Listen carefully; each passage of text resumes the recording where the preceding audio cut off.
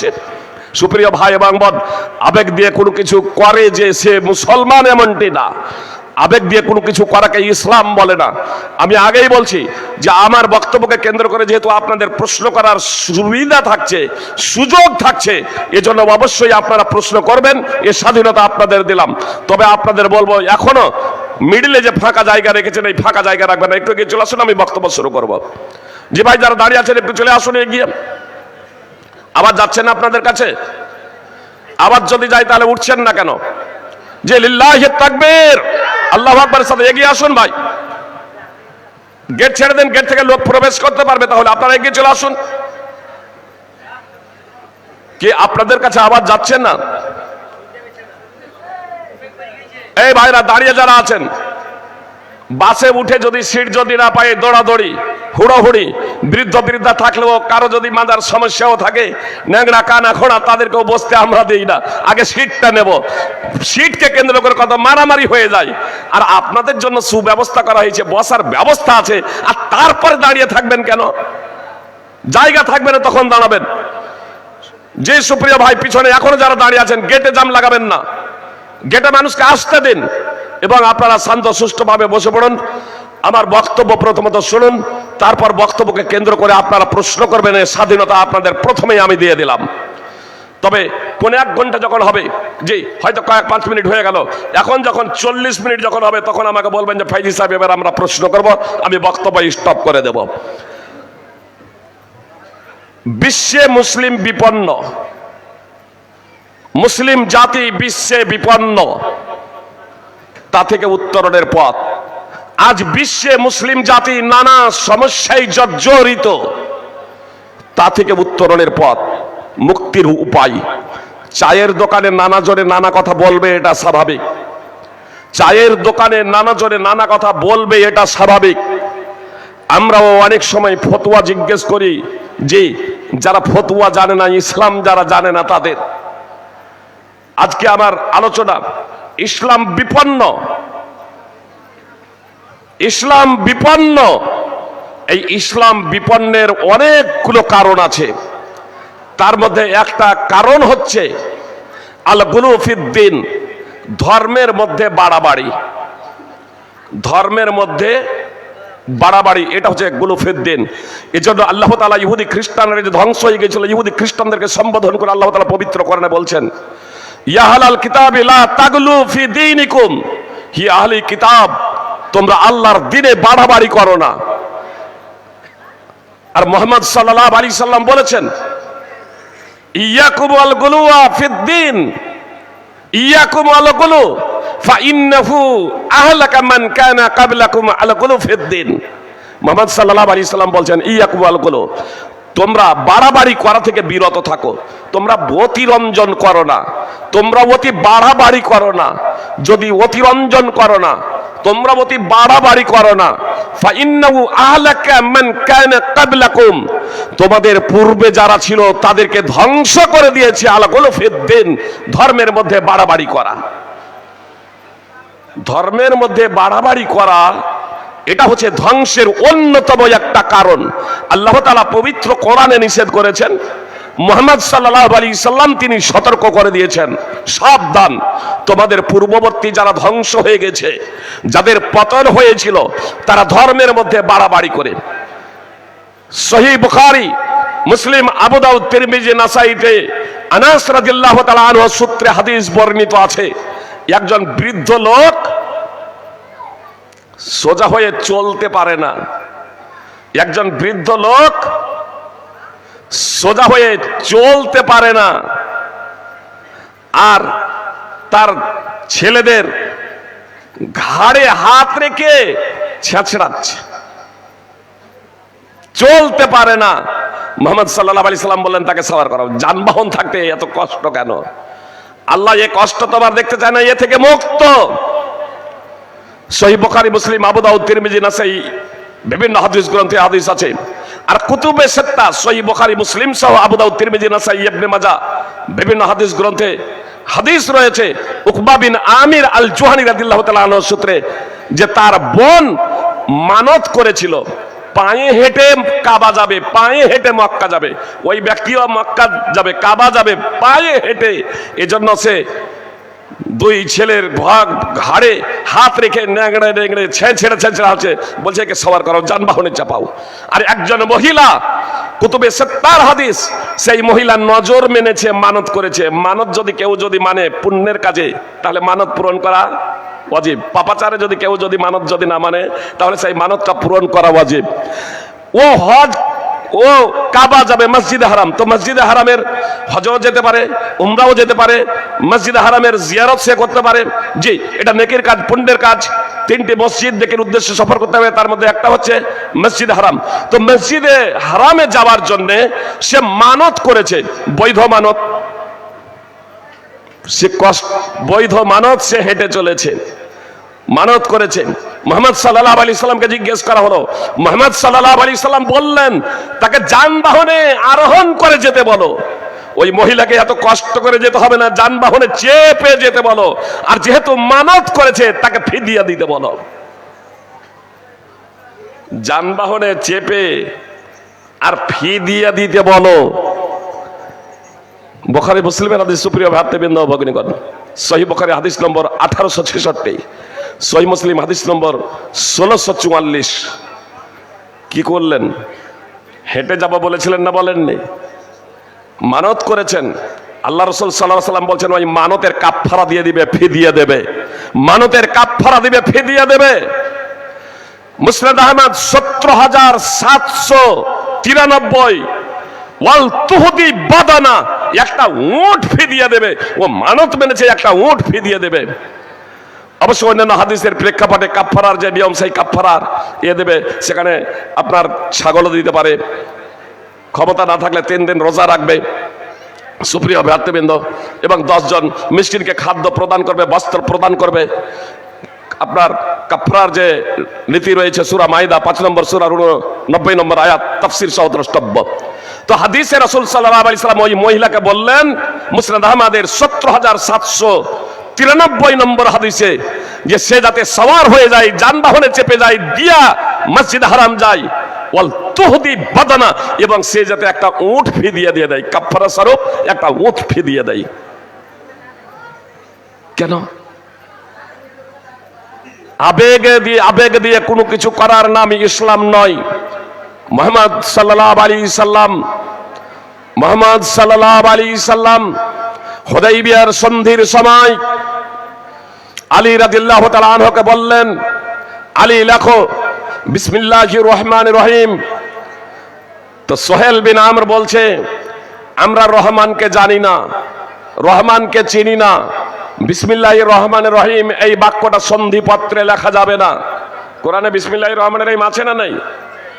কোরআনে আছে, হাদিসে আছে। মুশরিকরা বলছে যে বিসমিল্লাহির রহমানির রহিম এটা লেখা যাবে না। হুদাইবিয়ার সন্ধির সময় সাহাবায়ে কেরাম হুদাইবিয়া নামক স্থানে, যে মুসলমানের সংখ্যা ওই জায়গাতে বেশি, মুসলমানরা বলছেন যে না, বিসমিল্লাহির রহমানির রহিম লিখব, বিসমিল্লাহির রহমানির রহিম লিখব। নবী সাল্লাল্লাহু আলাইহি সাল্লাম বললেন, সোহেল বিন আমর মুশরিক রাজা বলেছিল যে বিসমিকা আল্লাহুম্মা লিখতে হবে, বিসমিকা আল্লাহুম্মা লিখতে হবে। মুহাম্মদ সাল্লাল্লাহু আলাইহি সাল্লাম সাহাব নিজে বলেছিলেন বিসমিল্লাহির রহমানির রহিম লিখতে হবে। সাহাবায়ে কেরাম বললেন বিসমিল্লাহির রহমানির রহিম লিখতে হবে। মুশরিক সোহেল বিন আমর তারা যেহেতু বলছে যে যদি বিসমিল্লাহির রহমানির রহিম লেখেন তাহলে সন্দেহ হবে না, লিখতে হবে বিসমিকা আল্লাহুম্মা। মুহাম্মদ সাল্লাল্লাহু আলাইহি সাল্লাম বাড়াবাড়ি করলেন না, শান্তি শৃঙ্খলা বজায় রাখার লক্ষ্য এবং উদ্দেশ্যে নির্দেশ দিলেন আলী রাদিয়াল্লাহু তাআলা আনহুকে, তুমি লেখো বিসমিকা আল্লাহুম্মা। যেহেতু এখানে শিরকের কোনো গন্ধ নেই, বিদাতের কোনো ছোঁয়া নেই, ইসলামের কোনো বিয়োজন নেই, বিসমিকা আল্লাহুম্মার অর্থ হচ্ছে হে আল্লাহ তোমার নাম দিয়ে আরম্ভ করিতেছি। যদি এ বাক্যতেই যদি লেখা হয় তাহলে সমস্যা কোনো কিছু নেই, আল্লাহর নাম দিয়েই তো আরম্ভ করা হচ্ছে। শান্তি শৃঙ্খলা বজায় রাখার লক্ষ্য এবং উদ্দেশ্যে মুহাম্মদ সাল্লাল্লাহু আলাইহি সাল্লাম জিদ করলেন না যে না, বিসমিল্লাহির রহমানির রহিম লিখতে হবে। মুহাম্মদ সাল্লাল্লাহু আলাইহি সাল্লাম আলীকে বলছেন লেখো সন্ধিপত্রে মুহাম্মাদুর রাসূলুল্লাহ, মুহাম্মাদুর রাসূলুল্লাহ লেখো। মুহাম্মদ সাল্লাল্লাহু আলাইহি সাল্লাম মুহাম্মাদুর রাসূলুল্লাহ লিখতে বলেছেন। আলী রাদিয়াল্লাহু তাআলা আনহু লিখে ফেলেছেন, জি সহিহ বুখারী এবং মুসলিমের হাদিস, মুসনাদ আহমদ হাদিস রয়েছে। আলী রাদিয়াল্লাহু তাআলা আনহু লিখে ফেলেছেন। আর এবার ফের সোহেল বিন আমর সহ মুশরিকরা প্রতিবাদ করে বসলো, আপনাকে যদি আমরা রাসূলুল্লাহ হিসেবে মেনে নেব, আল্লাহর রাসূল হিসেবে যদি আমরা স্বীকৃতি প্রদান করব, তাহলে প্রতিবাদ করব কেন? তাহলে আপনার সাথে ঝামেলা করব কেন? আপনার সাথে আপনার বিরুদ্ধাচরণ করব কেন? আপনাকে তো আমরা আল্লাহর রাসূল মানি না। অতএব রাসূলুল্লাহ এই বাক্যটা লেখা যাবে না, লিখতে হবে মুহাম্মদ বিন আব্দুল্লাহ। মুহাম্মদ সাল্লাল্লাহু আলাইহি সাল্লাম এই বাক্যই লিখতে বললেন। আলী রাদিয়াল্লাহু তাআলা আনহু বলছেন, আলী রাসূলুল্লাহ মিটিয়ে দাও। ও ভাই রাসূলুল্লাহ, এই রাসূলুল্লাহ বাক্যটা মিটিয়ে দাও। জি মুহাম্মদ রাসূলুল্লাহ যখন এটা বলতেন অমুহ রাসূলুল্লাহ, আর নাহলে যদি এর মিটাও উমহু রাসূলুল্লাহ, রাসূলুল্লাহ বাক্যটা মিটিয়ে দাও। আলী রাদিয়াল্লাহু তাআলা আনহু বলছেন, আল্লাহর কসম করে বলছি, আল্লাহ রাসূল এই রাসূলুল্লাহ বাক্যটা আমি মিটাতে পারবো না। রাসূলুল্লাহ বাক্যটা আমার দ্বারা মেটানো সম্ভব নয়। আল্লাহ রাসূল সাল্লাল্লাহু আলাইহি সাল্লাম, আল্লাহ রাসূল বলছেন আলী মিটিয়ে দাও। তো রাসূল সাল্লাল্লাহু আলাইহি সাল্লামকে আলী জবাব দিচ্ছেন, আল্লাহর কসম করে বলছি এই বাক্যটা আমার দ্বারা মেটানো সম্ভব নয়। মুহাম্মদ সাল্লাল্লাহু আলাইহি সাল্লাম বলছেন, ফারিনি, বাক্যটা আছে কোথায়? বাক্যটা আছে কোথায় আমাকে একটু দেখিয়ে দাও। ফারিনি। মুহাম্মদ সাল্লাল্লাহু আলাইহি সাল্লামের নবী হওয়াকে কতদিন হয়েছে জানেন? 18 বছর অতিক্রান্ত হয়েছে। 19 বছরে পদার্পণ করেছেন। মুহাম্মদ সাল্লাল্লাহু আলাইহি সাল্লামের নবী হওয়াকে 18 বছর অতিবাহিত হয়ে গেছে। 19 বছর রানিং, এই 19 বছর রানিং মুহাম্মদ সাল্লাল্লাহু আলাইহি সাল্লামের নবী হওয়াকে হয়েছে। কোরআনের অনেক সূরা অবতীর্ণ হয়ে গেছে। সুপ্রিয় ভ্রাতৃবৃন্দ ভগ্নীগণ, অনেক কোরআনের সূরা অবতীর্ণ হয়ে গেছে। এখন পর্যন্ত মুহাম্মদ সাল্লাল্লাহু আলাইহি সাল্লাম অক্ষর জ্ঞান তার ছিল না, তার বর্ণ জ্ঞান ছিল না। তার কারণ তিনি পাঠশালায় পড়েননি, তিনি বিদ্যালয়ে পড়েননি, কারো কাছে তিনি লেখাপড়া করেননি, কোনো মানুষ তার গুরু ছিল না, তার শিক্ষক ছিলেন না। স্বয়ং আল্লাহ তাআলা জিবরিল আলাইহিস সালাম মারফতে প্রশিক্ষণ দিয়েছিলেন। আর মুহাম্মদ সাল্লাল্লাহু আলাইহি সাল্লামের মুখ থেকে পবিত্র কোরআন উচ্চারিত হচ্ছে, যা আল্লাহ তাআলার বাণী। আর মুহাম্মদ সাল্লাল্লাহু আলাইহি সাল্লামের হাদিস, তো এটা স্বয়ং আল্লাহ তাআলার ভাবার্থ। এজন্য বিজ্ঞানীরা আজকে কোনো কথা বলছে, কালকে পরিবর্তন হয়ে যাচ্ছে। কালকে কিছু বলেছেন, আজকে পরিবর্তন হয়ে যাচ্ছে। এইভাবে পরিবর্তন হতে যাচ্ছে। 14 শতাব্দী অতিক্রান্ত হয়ে গিয়েছে, মুহাম্মদ সাল্লাল্লাহু আলাইহি সাল্লামের কথা পরিবর্তন হয় নাই, মুহাম্মদ সাল্লাল্লাহু আলাইহি সাল্লামের বাণী পরিবর্তন হয় নাই। তার কারণ সেটা হচ্ছে স্বয়ং আল্লাহ তাআলার পক্ষ থেকে কোরআন 1400 বছর আগে যা ঘোষণা করেছে, আজকে বিজ্ঞান আস্তে আস্তে সেগুলোকে সমর্থন করে চলেছে। আর এর জন্য ওয়া মুসলিমরা, অনেক বিজ্ঞানী, তারাও আপনার কালেমায়ে শাহাদাত পাঠ করে মুসলমান হয়ে যাচ্ছেন। সূরা হিজরের 26 নম্বর আয়াত অধ্যয়ন করে আরবি ভাষা শিখে জাপানের আকুদি কামাল, আতসি কামাল আকুদা, জাপানের বিজ্ঞানী আতসি কামাল আকুদা আরবি ভাষা শিখে নিজে কোরআন অধ্যয়ন করে আপনারা মুসলমান হয়ে যাচ্ছেন। সুপ্রিয় ভাতৃবৃন্দ ও ভগ্নীগণ, আপনার গত রমজানের আগে মার্কিন বিজ্ঞানী, হার্ভার্ড বিশ্ববিদ্যালয়ের অধ্যাপক, স্টেম সেল ওষুধের উদ্ভাবক হেনরি ক্লাসেন, আপনারা লিখবেন হেনরি ক্লাসেন, মার্কিন বিজ্ঞানী হেনরি ক্লাসেন কে, আপনাকে গুগল জানিয়ে দেবে। আপনার গত রমজানের আগে কালেমায়ে শাহাদাত পাঠ করে মুসলমান হয়ে গেলেন। আর আজকে আমরা মুসলমানরা বুঝতে ব্যর্থ হয়েছি। সুপ্রিয় ভাতৃবৃন্দ ও ভগ্নীগণ, আমরা নিজেদের মুসলমান বলে পরিচয় দিতে লজ্জাবোধ করি। আসুন বিষয়টাকে বোঝার প্রচেষ্টা করি। মুহাম্মদ সাল্লাল্লাহু আলাইহি সাল্লাম তিনি লিখতে তিনি পড়তে জানেন না। তার সামনে লেখা আছে রাসূলুল্লাহ বাক্যটা, তবুও তিনি দেখতে পাচ্ছেন না। তার কারণ তার বর্ণ জ্ঞান নেই, তার বর্ণ জ্ঞান নেই, তার অক্ষর জ্ঞান নেই। এজন্য তিনি দেখতে পাচ্ছেন না। মুহাম্মদ সাল্লাল্লাহু আলাইহি সাল্লামকে বলছেন ফারিনি। মুহাম্মদ সাল্লাল্লাহু আলাইহি সাল্লাম আলী রাদিয়াল্লাহু তাআলা আনহুকে বলছেন ফারিনি, আলী রাসূলুল্লাহ বাক্যটা কোথায় আছে আমাকে একটু দেখিয়ে দাও। আলী যখন বললেন, আল্লাহর কসম করে বলছি এই বাক্যটা আমার দ্বারা মেটানো সম্ভব নয়। তো মুহাম্মদ সাল্লাল্লাহু আলাইহি সাল্লাম বলছেন, সহিহ বুখারী হাদিস, সহিহ বুখারী হাদিস নম্বর 3181, মুহাম্মদ সাল্লাল্লাহু আলাইহি সাল্লাম বলছেন ফারিনি, বাক্যটা আমাকে দেখিয়ে দাও। আলী রাদিয়াল্লাহু তাআলা আনহু দেখিয়ে দিলেন। আর মুহাম্মদ সাল্লাল্লাহু আলাইহি সাল্লাম হাত দিয়ে মিটিয়ে দিলেন। সুপ্রিয় ভ্রাতৃবৃন্দ ভগ্নীগণ, মুহাম্মদ সাল্লাল্লাহু আলাইহি সাল্লাম কি মিটিয়ে দিলেন? রাসূলুল্লাহ বাক্যটা মিটিয়ে দিলেন। মুহাম্মদ সাল্লাল্লাহু আলাইহি সাল্লাম বললেন, ওয়াল্লাহি আনা মুহাম্মদ বিন আব্দুল্লাহ, ওয়াল্লাহি আনা রাসূলুল্লাহ, আল্লাহর কসম করে বলছি আমি আব্দুল্লাহর পুত্র মুহাম্মদ, আল্লাহর কসম করে বলছি আমি রাসূলুল্লাহ, আমি রাসূলুল্লাহ। শান্তি শৃঙ্খলা বজায় রাখার লক্ষ্য এবং উদ্দেশ্যে যে সন্ধিপত্রে লেখা হোক আর না হোক, সন্ধিপত্রে লেখা হোক আর না হোক, মোহাম্মদ সাল্লাল্লাহু আলাইহি সাল্লাম আল্লাহর রাসূল না আল্লাহর রাসূল না? সন্ধিপত্রে লিখলেই রাসূলুল্লাহ হবেন? প্ল্যাকার্ডে আপনার আই লাভ মোহাম্মদ লিখলেই মোহাম্মদ সাল্লাল্লাহু আলাইহি সাল্লামকে ভালোবাসা হবে? জি কখনো না। আপনার লক্ষ লক্ষ মুসলমান বলেন আই লাভ মোহাম্মদ, মোহাম্মদ তারা মুসলমান, তারা ইমানদার। আব্দুল্লাহ বিন হিশাম রাদিয়াল্লাহু তাআলা আনহু সূত্রে বর্ণিত, তিনি বলছেন একদা রাসূল সাল্লাল্লাহু আলাইহি সাল্লামের সাথে আমরা ছিলাম, আল্লাহ রাসূল সাল্লাল্লাহু আলাইহি সাল্লাম ওমর বিন খাত্তাবের হাত ধরে হাঁটছেন। তখন ওমর রাদিয়াল্লাহু তাআলা আনহু বলছেন, আল্লাহ রাসূল আপনাকে আমি সব থেকে ভালোবাসি, শুধু ভালোবাসি না সব থেকে ভালোবাসি, জি সব থেকে ভালোবাসি, তবে আমার এই জান থেকে না, আমার এই সত্তা থেকে না। মুহাম্মদ সাল্লাল্লাহু আলাইহি সাল্লাম বললেন, ওমর না, আল্লাহর কসম করে বলছি যতক্ষণ না আমি তোমার নিকটে তোমার নিজের জান থেকে অধিক প্রিয় হব, হাত্তা আকুনা আহাব্বা ইলাইকা মিন নাফসিক, তোমার নিকটে আমি তোমার নিজের জীবন থেকেও অধিক প্রিয় যতক্ষণ না হব, ততক্ষণ পর্যন্ত তুমি খাঁটি মুসলমান হতে পারবে না, পূর্ণাঙ্গ ইমানদার হতে পারবে না। তখন ওমর রাদিয়াল্লাহু তাআলা আনহু বলছেন, আল্লাহর কসম করে বলছি আল্লাহ রাসূল, এখন আপনি আমার নিকটে আমার জান থেকে জীবন থেকে অধিক প্রিয়। তখন মুহাম্মদ সাল্লাল্লাহু আলাইহি সাল্লাম বললেন, আলান ইয়া উমর, হে উমর। এতক্ষণে সহিহ বুখারী হাদিস নম্বর 6632। সুপ্রিয় ভাই এবং বোন, তো মুহাম্মদ সাল্লাল্লাহু আলাইহি সাল্লামকে শুধু নিজের জীবন শুধু ভালোই বাঁচতে হবে এমনটি না, নিজের জীবন থেকেও বেশি ভালোবাসতে হবে। নামাজই পড়ে না, বলছে আই লাভ মুহাম্মদ, র্যালি করে, মিটিং করে, মিছিল করে। সুপ্রিয় ভ্রাতৃবৃন্দ ভগ্নীগণ, মসজিদ নির্মাণ করা অবশ্যই পুণ্যের কাজ, মসজিদ নির্মাণ করবেন। আপনারা দেখলেন মুহাম্মদ সাল্লাল্লাহু আলাইহি সাল্লাম রাসূলুল্লাহ বাক্যটাও কেটে দিয়েছেন, বাক্যটাও মিটিয়ে দিলেন মুশরিকদের প্রতিবাদের কারণে, অমুসলমানদের প্রতিবাদের কারণে, শান্তি শৃঙ্খলা বজায় রাখার লক্ষ্য এবং উদ্দেশ্যে। বাবরি মসজিদের জায়গায় যখন রাম মন্দির বানানোর কথা যখন ঘোষণা যখন দেওয়া হয়, আমরা অনিচ্ছা সত্ত্বেও সেই বিষয়টাকে মেনে নিয়েছি না মেনে নেইনি? বৃহত্তর স্বার্থে আমরা মেনে নিয়েছি, যে আমরা প্রতিবাদ করিনি, আমরা সুপ্রিম কোর্টে আর মামলা করিনি, আমরা হাইকোর্টে আর মামলা করিনি।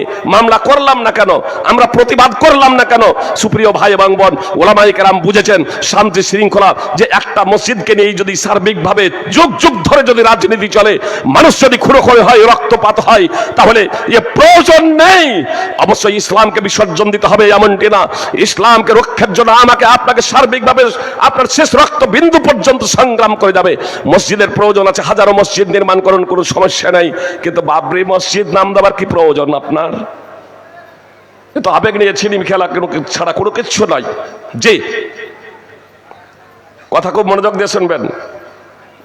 মুমতাজুল ইরফানি কথা বলার পরে ক্ষমা চেয়েছে বলে এটা ভাববেন না ফাইজি সাহেবকেও ক্ষমা চাইতে হবে, জি না। হ্যাঁ, আমি যে কথাগুলো বলছি কোরআন এবং সুন্নাহর ভিত্তিতে যদি সেটা ভুল যদি হয়ে যায়, তাহলে ভুল প্রমাণ করবেন। আমি সার্বিকভাবে সারেন্ডার হতে প্রস্তুত, কিন্তু আমি যে কথা বলছি তা যদি কোরআন এবং সুন্নাহর যদি অনুকূল হয়, সারা শুধু একজন কেন সারা পৃথিবীর মানুষ যদি একদিকে হয়ে যায়, তাহলে আমি আত্মসমর্পণ করতে প্রস্তুত না। তার কারণ আমি জানি মানুষের মৃত্যু নির্ধারিত সময় হবে, 1 সেকেন্ড আগেও না আর 1 সেকেন্ড পরেও না। সারা পৃথিবীর মানুষ যদি একটা দানা আমাকে বেশি খাওয়াবো মনে করে, এটা সম্ভব না। আর সারা পৃথিবীর মানুষ যদি আমার বিন্দু মাত্র ক্ষতি করবো মনে করে, এমন ক্ষতি যা আমার মুকদ্দারে লেখা নাই, যা আমার ললাটে লেখা নাই, যা আমার কপালে লেখা নাই, তবে আমার দৃঢ় বিশ্বাস সারা পৃথিবীর মানুষ মিলেও এটা পারবে না। এ কথা মুহাম্মদ সাল্লাল্লাহু আলাইহি সাল্লাম দ্ব্যর্থহীনভাবে ঘোষণা করে দিয়েছেন। সুনানে তিরমিজি হাদিস নম্বর 2516। রুফিয়াতিল আকলাম ওয়া সাফফাতিস সুহুফ, কলম উঠিয়ে নেওয়া হয়েছে, কলম উঠিয়ে নেওয়া হয়েছে, পাণ্ডুলিপি শুকিয়ে গেছে, কলম উঠিয়ে নেওয়া হয়েছে, পাণ্ডুলিপি শুকিয়ে গেছে। সুপ্রিয় ভ্রাতৃবৃন্দ ভগ্নীগণ, মুসলিম জাতি আজ বিপন্ন কেন, মুসলিম জাতি আজ বিপর্যয়ের মুখে কেন, এই বিষয়টা আগে একটু বুঝার প্রচেষ্টা করি, তারপর আগে বাড়ি। আল্লাহ তাআলা বলছেন, ফালিয়াহদারিল্লাযিনা ইউখালিফুনা আন আমরিহি আন তুসিবাহুম ফিতনাতুন আও ইউসিবাহুম আযাবুন আলীম। তাদের ভয় করা উচিত যারা রাসূল সাল্লাল্লাহু আলাইহি সাল্লামের নির্দেশের বিরুদ্ধাচরণ করে, যে তাদের উপর বিপর্যয় নেমে আসবে কিংবা লাঞ্ছনাদায়ক শাস্তি তাদের উপর আবর্তিত হবে। সূরা নূর 24 নম্বর সূরার 63 নম্বর আয়াতের শেষাংশ আল্লাহ তাআলা স্পষ্টভাবে বললেন, যারা রাসূল সাল্লাল্লাহু আলাইহি সাল্লামের বিরুদ্ধাচরণ করবে তাদের ভয় করা উচিত যে তাদের উপর বিপর্যয় নেমে আসবে কিংবা তাদের উপর লাঞ্ছনাদায়ক শাস্তি আবর্তিত হবে। সুপ্রিয় ভ্রাতৃবৃন্দ ও ভগ্নীগণ, আসুন, আমরা কি মুহাম্মদ সাল্লাল্লাহু আলাইহি সাল্লামের বিরুদ্ধাচরণ করেছি? আমরা কি মুহাম্মদ সাল্লাল্লাহু আলাইহি সাল্লামের বিরুদ্ধাচরণ করেছি? অনেকেই বলছেন বিরুদ্ধাচরণ করেনি। আসুন দেখি যে মুহাম্মদ সাল্লাল্লাহু আলাইহি সাল্লামের শুধু বিরুদ্ধাচরণ করেছি তাই নয়, স্বয়ং আল্লাহ তাআলার আমরা বিরুদ্ধাচরণ করেছি। আমরা মুসলমান, আজ নিজেদের মুসলমান বলে দাবি করছি, কিন্তু আমরা আল্লাহ তাআলার অনেক নির্দেশকে আমরা বাস্তবায়ন করি নাই। আসুন দেখি মুহাম্মদ সাল্লাল্লাহু আলাইহি সাল্লামের নির্দেশকে হালকা ভাবে নেওয়ার পরিণতি কি হয়েছিল। উহুদের যুদ্ধে মুহাম্মদ সাল্লাল্লাহু আলাইহি সাল্লাম আব্দুল্লাহ বিন জুবাইর রাদিয়াল্লাহু তাআলা আনহুর নেতৃত্বে উহুদ পাহাড়ের চূড়ায় 50 জন সাহাবীকে পাঠিয়ে দিলেন এই বার্তা দিয়ে, সহিহ বুখারী হাদিস, যদি আমাদেরকে পাখিদের ছো মেরে নিয়ে যায় তাহলে ও আমাদের সঙ্গ দেবে না। আর মুসনাদ আহমদের হাদিস, যদি আমাদেরকে হত্যা করা হয়, কেটে ফেলা, আমাদেরকে হত্যা করা হয়, মার্ডার করা হয়, তাহলে আমাদের সাহায্য সহায়তার জন্য এগিয়ে আসবে না ততক্ষণ পর্যন্ত যতক্ষণ না তোমাদের কাছে দ্বিতীয় বার্তা যাবে। আর যদি দেখো যে আমরা শত্রুদের পর্যদস্ত করেছি, শত্রুদেরকে পদদলিত করেছি, পরাজিত করেছি, তারা যুদ্ধের ময়দান ছেড়ে পালাচ্ছে, তাদের ছেড়ে যাওয়া গনিমতের মাল আমরা সংগ্রহ করছি, তাহলেও তোমরা সঙ্গ দেবে না গনিমতের মাল সংগ্রহ করার জন্য ততক্ষণ পর্যন্ত যতক্ষণ না তোমাদের কাছে দ্বিতীয় বার্তা যাবে। অর্থাৎ মুহাম্মদ সাল্লাল্লাহু আলাইহি সাল্লাম এ কথা দায়িত্বহীনভাবে তাদের ঘোষণা করলেন, সর্ব অবস্থায় জয় পরাজয় উভয় অবস্থাতে তোমরা পাহাড়ের চূড়াতেই থাকবে, দ্বিতীয় বার্তা না যাওয়া পর্যন্ত পাহাড়ের চূড়া থেকে নামবে না। উহুদ যুদ্ধের প্রারম্ভেই ইসলামের জয় জয়কার, ইসলামের জয় জয়কার। মুশরিকরা যুদ্ধের ময়দান ছেড়ে পালাচ্ছে, তাদের ছেড়ে যাওয়া গনিমতের মাল সাহাবায়ে কেরাম সংগ্রহ করছেন। পাহাড়ের চূড়ায় যারা ছিলেন তারা এবার আপসে বলাবলি করছেন, আর কিসের অপেক্ষা, এখন আমরা যাই, আমরাও গনিমতের মাল সংগ্রহ করি। যিনি আমির ছিলেন, যিনি নেতা ছিলেন, তিনি স্মরণ করিয়ে দিলেন মুহাম্মদ সাল্লাল্লাহু আলাইহি সাল্লামের অমিয় মুখ নিঃসৃত বাণী, আনাসিতুম মা ক্বালা লাকুম রাসূলুল্লাহ সাল্লাল্লাহু আলাইহি সাল্লাম, তোমরা কি ভুলে গিয়েছো রাসূল সাল্লাল্লাহু আলাইহি সাল্লামের অমিয় মুখ নিঃসৃত বাণী। মুহাম্মদ সাল্লাল্লাহু আলাইহি সাল্লামের এই বাণী স্মরণ করিয়ে দেওয়া সত্ত্বেও পাহাড়ের চূড়া থেকে সিংহভাগ সাহাবী নেমে গিয়েছিলেন। পরিণতি কি হয়েছিল আপনাদের সকলেরই জানা। জয় যুদ্ধ বিজয়ের রূপ ধারণ করেছিল সাময়িকভাবে, 70 জন সাহাবী শহীদ হয়ে গিয়েছিলেন, স্বয়ং মুহাম্মদ সাল্লাল্লাহু আলাইহি সাল্লাম আহত হয়েছিলেন, মুহাম্মদ সাল্লাল্লাহু আলাইহি সাল্লামের পবিত্র দাঁত ভেঙে গিয়েছিল। সুপ্রিয় ভাই এবং বোন, সহিহ বুখারী হাদিস নম্বর 3039 এবং 4043, মুসনাদ আহমদ হাদিস নম্বর 2609। এই প্রেক্ষাপটে আল্লাহ তাআলা পবিত্র কোরআনে আয়াত অবতীর্ণ করলেন, ওয়ালা তাহিনু ওয়ালা তাহজানু আনতুমুল আ'লাউনা ইন কুনতুম মুমিনিন, তোমরা হীন মনোবল হয়েও না, তোমরা সাহস হারা হয়ে যেও না, তোমরা দুঃখিত হয়েও না, তোমরাই বিজয়ী হবে, তোমরাই জয়ী হবে যদি তোমরা ঈমানদার হও। সূরা আলে ইমরান 3 নম্বর সূরার 139 নম্বর আয়াত। সাহাবায়ে কেরাম ঈমানদার ছিলেন না? ঈমানদার তো, তারপরেও এই কথা কেন বললেন যে তোমরা যদি ঈমানদার হও তোমরাই বিজয় হবে, তোমরা যদি ঈমানদার হও তোমরাই জয় হবে? কি করেছিলেন? মুহাম্মদ সাল্লাল্লাহু আলাইহি সাল্লামকে রাসূল হিসেবে মানবেন না এমনটি তাদের কথা তো ছিল না, রাসূল হিসেবে মানেননি এমনটিও নয়। মুহাম্মদ সাল্লাল্লাহু আলাইহি সাল্লামের একটা নির্দেশকে হালকা ভাবে নেওয়ার পরিণতি কি হয়েছিল যে মুহাম্মদ সাল্লাল্লাহু আলাইহি সাল্লামের একটা নির্দেশকে হালকা ভাবে নেওয়ার পরিণতি হলো বিজয়ী যুদ্ধ পরাজয়ের রূপ ধারণ করলো। আজকে আমরা আল্লাহ তাআলার হাজার হাজার নির্দেশকেও বাস্তবায়ন করি না, স্বয়ং মুহাম্মদ সাল্লাল্লাহু আলাইহি সাল্লামের নির্দেশকে বাস্তবায়ন করি না, তে মুসলিম জাতি বিপন্নের সম্মুখীন হবে না, মুসলিম জাতির উপরে বিপর্যয় নেমে আসবে না। মুহাম্মদ সাল্লাল্লাহু আলাইহি সাল্লাম বলেছেন, ওয়ালাম ইয়ানকুদু আহদাল্লাহি ওয়া আহদা রাসূলিহি ইল্লা সাল্লাল্লাহু আলাইহিম আদুওয়া মিন গায়রিহিম ফাআখাযু বাযা মা ফি আইদিহিম ওয়া মা লাম তাহকুম আইম্মাতুহুম বিকিতাবিল্লাহি ওয়া ইয়াতাখায়্যারু মিম্মা আনজালাল্লাহু ইল্লা জাআলাল্লাহু বাসাহুম বাইনাহুম। সুনানে ইবনে মাজাহ হাদিস নম্বর 4019। রাসূল সাল্লাল্লাহু আলাইহি সাল্লাম বলেছেন, যখন জাতি আল্লাহ এবং তার রাসূল সাল্লাল্লাহু আলাইহি সাল্লামের চুক্তি লঙ্ঘন করবে তখন আল্লাহ তাআলা বিজাতিদের বিধর্মীদের তাদের উপরে শাসক বানিয়ে দেবেন। মুসলমান ভারত শাসন করেছে না করেনি? 700 বছর, 700 বছর মুসলমান ভারত শাসন করলো। তারপরে এখন মুসলমানরা নিজেদের অস্তিত্ব নিয়ে সংকটে ভোগে কেন? বিষয়টা বুঝতে পারছেন না। আল্লাহ রাসূল সাল্লাল্লাহু আলাইহি সাল্লাম বলছেন, যখন জাতি আল্লাহ এবং তার রাসূল সাল্লাল্লাহু আলাইহি সাল্লামের চুক্তি লঙ্ঘন করবে। আমরা কি চুক্তি লঙ্ঘন করেছি? আমাদের কি চুক্তি ছিল? আমরা পড়েছি কালেমায়ে শাহাদাত, আশহাদু আল্লা ইলাহা ইল্লাল্লাহ ওয়া আশহাদু আন্না মুহাম্মাদান আবদুহু রাসূলুহু। এর তাৎপর্য হচ্ছে যে আমি সাক্ষ্য দিচ্ছি আল্লাহ ছাড়া সত্য কোনো উপাস্য নেই, অর্থাৎ একমাত্র আমরা আল্লাহরই উপাসনা করব, আল্লাহরই দাসত্ব করব, একমাত্র আল্লাহরই ইবাদত করব। আমরা কয়জন মুসলমান আজকে এটা করছি? যে ইবাদতের মধ্যে অন্যতম ইবাদত হচ্ছে সালাত প্রতিষ্ঠা করা, নামাজ আদায় করা। শতকরা 5 জন মুসলমান হয়তো নামাজ পড়ি, বাকিগুলো শিরক এবং কুফরে জর্জরিত। তো এদের উপরে বিপর্যয় নেমে আসবে না? তা কি আসবে? বলবেন এই ভালো মানুষগুলোর কুফরে কেন নেমে আসে? যখন আল্লাহ তাআলার বিপর্যয় নেমে আসে তো ভালো মানুষগুলোর উপরে আসে পরীক্ষা স্বরূপ। পরীক্ষা স্বরূপ এদের মর্যাদা বৃদ্ধির জন্য। দেখলেন না কিছু সাহাবা ভুল করলেন তো মুহাম্মদ সাল্লাল্লাহু আলাইহি সাল্লামের দাঁত ভেঙে গেল? মুহাম্মদ সাল্লাল্লাহু আলাইহি সাল্লামের ভুল ছিল না। আখিরাতে মৃত্যুর উপরে যারা সৎ ঈমানদার আল্লাহ ভীরু, তাদের কোনো ভয় থাকবে না, তারা সদা সর্বদা বিজয়ী হবে, সুখ এবং শান্তি লাভ করবে, আল্লাহ তাআলার সন্তুষ্টি অর্জনে ধৈর্য হবে এবং জাহান্নামের আগুন থেকে তারা পরিত্রাণ পাবে, মুক্তি পাবে, জাহান্নামের শাস্তি থেকে তারা পরিত্রাণ পাবে। সুপ্রিয় ভ্রাতৃবৃন্দ ভগ্নীগণ, কিন্তু পার্থিব জগতে আপনার বিপদের সম্মুখীন হবে, এটাই স্বাভাবিক। সুপ্রিয় ভ্রাতৃবৃন্দ ভগ্নীগণ, আসলে আমরা অনেক সময় আবেগ দিয়ে কাজ করি, অনেকে ইসলাম সম্পর্কে যথাযথভাবে জ্ঞান রাখি না। এর অন্যতম কারণ হলো একটা, যেমন ছিল ধর্মের মধ্যে বাড়াবাড়ি। তো ধর্মের মধ্যে বাড়াবাড়ি এক আমরা দেখলাম, আর একটা হচ্ছে সব থেকে যেটা বড় বিপজ্জনক, তা হচ্ছে আল জিহালাত, অজ্ঞতা। ইসলামের সঠিক জ্ঞান না থাকার কারণে আজকে আমরা নানা সমস্যার সম্মুখীন। পার্থিব বিষয়ে আমাদের জ্ঞান আছে। সুপ্রিয় ভ্রাতৃবৃন্দ, কথা একটু মনোযোগ দিয়ে, ভ্রাতৃবৃন্দ ভগ্নীগণ কথা একটু মনোযোগ দিয়ে শুনবেন।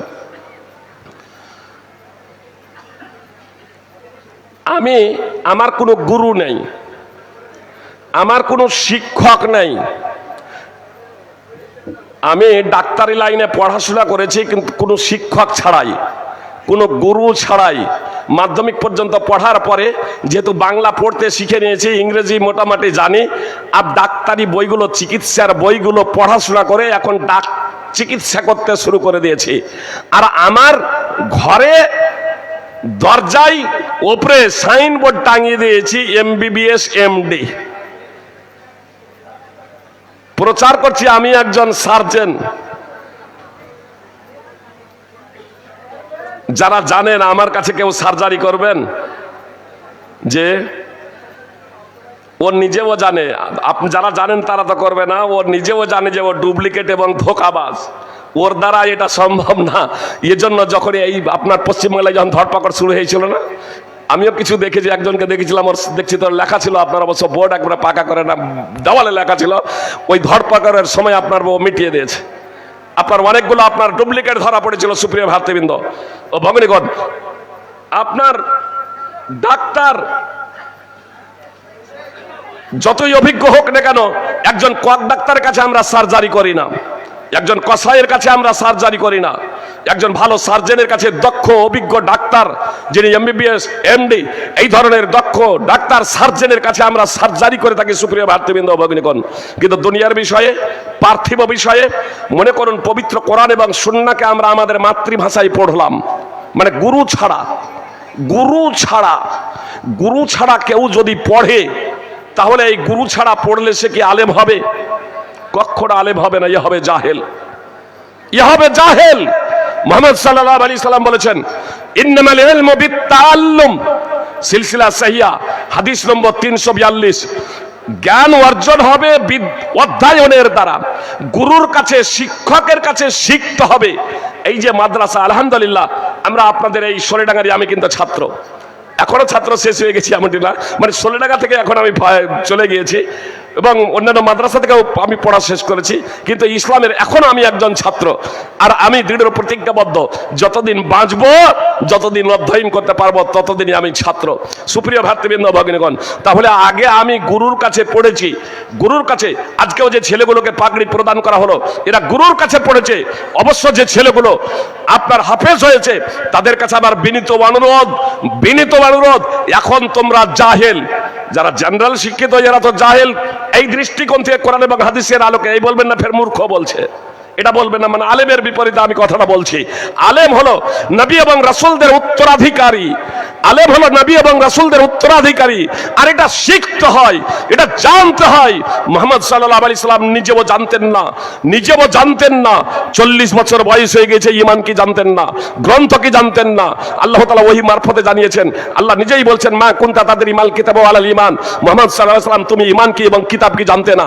সূরাতুশ শূরা 42 নম্বর সূরার 52 নম্বর আয়াত। তো আমি আপনাদের বলছিলাম যে আপনার মুসলিমদের বিপর্যয়ের অন্যতম কারণ হলো শিক্ষা থেকে এদের পিছিয়ে থাকা। দিন দুনিয়া উভয় ক্ষেত্রে মুসলিম জাতি আজ শিক্ষা থেকে পিছিয়ে, দিন দুনিয়া উভয় ক্ষেত্রেই আমাদেরকে শিক্ষা করতে হবে, জ্ঞানার্জন করতে হবে। যেখানে ইসলামের প্রথম নবী থেকে নিয়ে শেষ নবী, প্রথম মানুষ, সমস্ত সৃষ্টির উপরে যে মানুষকে শ্রেষ্ঠত্বের আসনে বসানো হয়েছিল সেটাও শিক্ষার কারণে। ওয়াল্লামা আদামাল আসমা কুল্লাহা, সূরা বাকারা 2 নম্বর সূরার 31 নম্বর আয়াত। আপনার এখানে আদম আলাইহিস সালামকে, মানুষ জাতিকে যে শিক্ষার শ্রেষ্ঠের আসনে বসানো হয়েছে, কিছু মানুষকে আদম আলাইহিস সালামকে সৃষ্টির শ্রেষ্ঠত্বের আসনে বসানো হয়েছিল, সেটাও ছিল আপনার শিক্ষার কারণে। আর এই শিক্ষাটা কিন্তু আপনার তৌহিদের শিক্ষা ছিল না, নামাজ রোজা ইত্যাদির শিক্ষা আপনার ছিল না, শুধু নামাজ রোজা বা তৌহিদ ইত্যাদির শিক্ষা ছিল না। আপনার তৌহিদ যদি বলা হয়, আপনার ইবাদত যদি বলা হয়, তাহলে ফেরেশতাও সেগুলো জানতেন। ওয়া আল্লামা আদামাল আসমা কুল্লাহা, অন্যান্য যে সমস্ত সৃষ্টির নামগুলো আছে এই নামগুলো সম্পর্কে অবগত ছিলেন না, তো এই নামগুলো সম্পর্কে শিক্ষা দিয়েছিলেন। অর্থাৎ পার্থিব শিক্ষা, বৈশ্বিক শিক্ষা। এই পার্থিব শিক্ষা এবং বৈশ্বিক শিক্ষার মাধ্যমে আল্লাহ তাআলা মানব জাতিকে জানিয়ে দিলেন যে পার্থিব বিষয়েও খুব গুরুত্ব রয়েছে, বৈষয়িক বিষয়েরও খুব গুরুত্ব রয়েছে। আর মুহাম্মদ সাল্লাল্লাহু আলাইহি সাল্লাম সর্বশেষ রাসূল, তার উপরে সূরা আলাকের প্রথম 5টি আয়াত অবতীর্ণ করে ইকরা বিসমি রাব্বিকাল্লাযী খলাক, তুমি পাঠ করো তোমার প্রতিপালকের নামে, তুমি পাঠ করো তোমার প্রতিপালকের নামে যিনি সৃষ্টি করেছেন। এ কথা বলে আল্লাহ তাআলা ওহীর মাহাত্ম্য এবং মর্যাদা বর্ণনা করেছেন।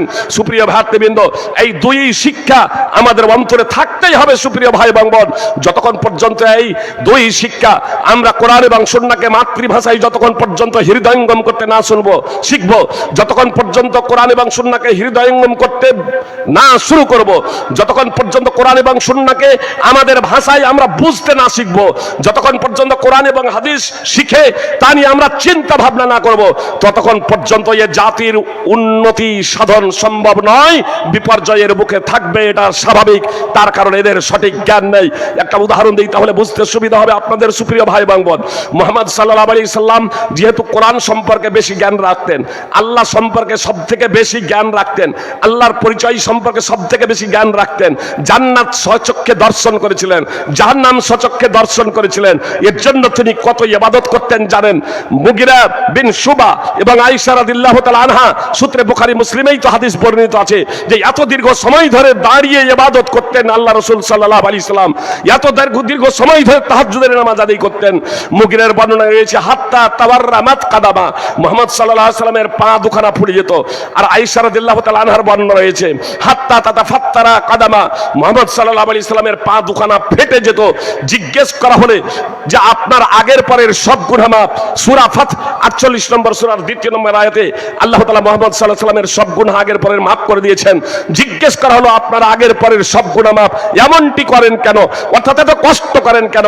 তো মুহাম্মদ সাল্লাল্লাহু আলাইহি সাল্লাম বলেছিলেন আফালা উহিব্বু আন আকুনা আবদান শাকুরা। আয়েশার বর্ণনা, রাসূল সাল্লাল্লাহু আলাইহি সাল্লাম বলেছিলেন আমি কি আল্লাহ তাআলার কৃতজ্ঞশীল বান্দা হওয়া পছন্দ করব না? আর সহিহ ইবনে হিব্বানে আছে সুপ্রিয় ভাতৃবৃন্দ ও ভগ্নীগণ, রাসূল সাল্লাল্লাহু আলাইহি সাল্লাম একদা রাত্রের গভীর অংশে বলছেন জারিনি আতাবাদুল লাইলাতা লিরাব্বি, হে আয়েশা তুমি আমাকে এই রাতের অংশে তুমি আমাকে ছাড়ো, আমার ইবাদতের জন্য আমি দাঁড়িয়ে যাই, আমার রবের জন্য আমি দাঁড়িয়ে যাই, আমার রবের জন্য আমি এখন এই রাতের অংশে ইবাদত করি, ইবাদতে মগ্ন হব। সুপ্রিয় ভাই এবং বোন, রাসূল সাল্লাল্লাহু আলাইহি সাল্লামের অনেকগুলো স্ত্রী ছিল। এক সপ্তাহ রাস্তার থেকেও বেশি অতিক্রান্ত হয়ে যেত। 8 দিন 9 দিন পরে একটা স্ত্রীর কাছে বাড়ি আসতো। আয়েশা রাদিয়াল্লাহু তাআলা আনহাই ছিলেন একমাত্র আল্লাহ রাসূল সাল্লাল্লাহু আলাইহি সাল্লামের স্ত্রী। তার বাড়িতে বিছানায় রাতে শুয়ে আছেন, এক জায়গায় দুজনে এক বিছানায় শুয়ে আছেন। আয়েশাকে বলছেন, আয়েশা তুমি আমাকে ছাড়ো, আমার প্রভুর আমি এখন ইবাদত করি রাতের এই অংশে। আমার মা বোনেরা কথা আপনারা খুব মনোযোগ দিয়ে শুনুন এবং ভাইয়েরাও কথা মনোযোগ দিয়ে শুনুন। আল্লাহ রাসূল সাল্লাল্লাহু আলাইহি সাল্লামকে আয়েশা রাদিয়াল্লাহু তাআলা আনহা বলছেন, ওয়াল্লাহি ইন্নী উহিব্বু কুরবাক, আল্লাহর কসম করে বলছি আল্লাহ রাসূল সাল্লাল্লাহু আলাইহি সাল্লাম, আমি আপনার নৈকট্য পছন্দ করি, আমি আপনার সাহচর্য পছন্দ করি, আমি চাই যে আপনি আমার বিছানায় থাকুন, আপনার বিছানায় আপনার পাশে আমি শুয়ে থাকতে চাই, এটা আমার পছন্দনীয়। ওয়া উহিব্বু মা সাররাক, কিন্তু আমি এটাও পছন্দ করি যা আপনাকে আনন্দ দেয়, যাতে আপনি খুশি হবেন সেই জিনিসটা আমি পছন্দ করি। মা আয়েশা বলছেন আপনার নৈকট্য পছন্দ করি আল্লাহর কসম করে বলছি, কিন্তু আমি এটাও পছন্দ করি যা আপনাকে আনন্দ দেয়, যাতে আপনি খুশি হবেন সেটাও আমার পছন্দনীয়। অতএব আপনার পছন্দনীয় যদি এটাই যদি হয় যে রাতের এই অংশে আপনি দাঁড়াবেন আল্লাহর ইবাদতে, তো আপনি দাঁড়িয়ে যান, আল্লাহর ইবাদতে মগ্ন হয়ে যান। আপনার যেহেতু এটা পছন্দ, আমার ব্যক্তিগত পছন্দকে বিসর্জন দিয়ে আপনার যা পছন্দ সেটাও আমার পছন্দ, সেটাই আপনাকে যা আনন্দ দিবে সেই জিনিসটাও আমার জন্য আনন্দদায়ক। অতএব আপনি দাঁড়িয়ে যান, আল্লাহর ইবাদতে মগ্ন হয়ে যান। মুহাম্মদ সাল্লাল্লাহু আলাইহি সাল্লাম দাঁড়িয়ে গেলেন, আল্লাহর ইবাদত করছেন। ফালাম ইয়াজাল ইয়াবকি, অব্যাহত ধারায় কেঁদে চলেছেন। ফালাম ইয়াজাল ইয়াবকি, অব্যাহত ধারায় কেঁদে চলেছেন। হাত্তা বাল্লা লিহিয়াতুহু, দাড়ি ভিজে গেল। অগ্র পশ্চাতের গুনাহ মাপ, এত ইবাদত করার কি প্রয়োজন? ফালাম ইয়াজাল ইয়াবকি, অব্যাহত ধারায় কেঁদে চলেছেন। হাত্তা পাল্লাল আরদ, চোখের অশ্রু দ্বারা মাটি সিক্ত হয়ে গেল, চোখের পানি দ্বারা মাটি ভিজে গেল। ফজরের সময় হলে বেলাল রাদিয়াল্লাহু তাআলা আনহু এসে ডাক দিচ্ছেন, আল্লাহু আকবার, আল্লাহু আকবার। ফজরের আযান দিচ্ছেন, ফজরের আযান দিয়ে দেখছেন মুহাম্মদ সাল্লাল্লাহু আলাইহি সাল্লাম অঝর নয়নে কান্না করছেন। বেলাল রাদিয়াল্লাহু তাআলা আনহু বলছেন, লিমা তাবকি ইয়া রাসূলুল্লাহ, হি আল্লাহ রাসূল আপনি কাঁদেন কেন? আপনার তো আগের পরের সব গুনাহ মাফ, আপনি এত ক্রন্দন করেন কেন? তো মুহাম্মদ সাল্লাল্লাহু আলাইহি সাল্লাম বলছেন, রাত্রে আমার উপর আয়াত অবতীর্ণ হয়েছে, ওয়াইলুল লিমান ক্বারাহা ওয়া লাম ইয়াতাফাক্কার ফিহা। তারপরে রাসূল সাল্লাল্লাহু আলাইহি সাল্লাম সূরা আলে ইমরানের 3 নম্বর সূরার 190 নম্বর আয়াত তেলাওয়াত করলেন। রাসূল সাল্লাল্লাহু আলাইহি সাল্লাম বললেন, ওয়াইলুল লিমান ক্বারাহা ওয়া লাম ইয়াতাফাক্কার ফিহা, এটা যে পড়বে, কোরআনের আয়াত পড়বে আর তা নিয়ে চিন্তা ভাবনা করবে না, তা নিয়ে গবেষণা করবে না, তার জন্য ধ্বংস। সহিহ ইবনে হিব্বান হাদিস নম্বর 620। সুপ্রিয় ভাই এবং বোন, অজ্ঞতা জিহালাত, মুহাম্মদ সাল্লাল্লাহু আলাইহি সাল্লাম বলেছেন, খুব পয়েন্টটা একবারে খুব সংক্ষেপে আপনাদের সামনে বলি। মুহাম্মদ সাল্লাল্লাহু আলাইহি সাল্লাম বলেছেন, যা ইলমকে উঠিয়ে নেওয়া হবে, বান্দার অন্তর থেকে ইলমকে আল্লাহ ছিনিয়ে নেবেন এমনটি না, বরং আলেমদের উঠিয়ে নেওয়ার মাধ্যমে ইলমকে উঠিয়ে নেওয়া হবে। কি বললেন? আল্লাহ ইলমকে উঠিয়ে নেবেন কিসের মাধ্যমে? আলেমদের উঠিয়ে নেওয়ার মাধ্যমে ইলমকে উঠিয়ে নেবেন। হাত্তা ইদা লাম ইউবকি আলেমা, অবশেষে যখন কোনো আলেম থাকবে না, ইত্তাখাযান নাস রুসান জুহালা, তখন জনগণ লোকেরা জাহেলদেরকে নেতা বানাবে। ফাসুইলু, তারা জিজ্ঞাসিত হবে, ফাআফতাউ বিগাইরি ইলমিন ফাদাল্লু আদাল্লু, তারা বিনা ইলমে কোরআন হাদিসের যথার্থ জ্ঞান না থাকা সত্ত্বেও তারা ফতোয়া প্রদান করবে, তারা নিজেরাও পথভ্রষ্ট হবে, ফতোয়া দেবে লোকেদের, তাদেরকেও ফতোয়া দিয়ে পথভ্রষ্ট করবে। সহিহ বুখারী হাদিস নম্বর 100, সহিহ বুখারীর হাদিস নম্বর 7307, সহিহ মুসলিম সহ বিভিন্ন হাদিস গ্রন্থে হাদিস আছে।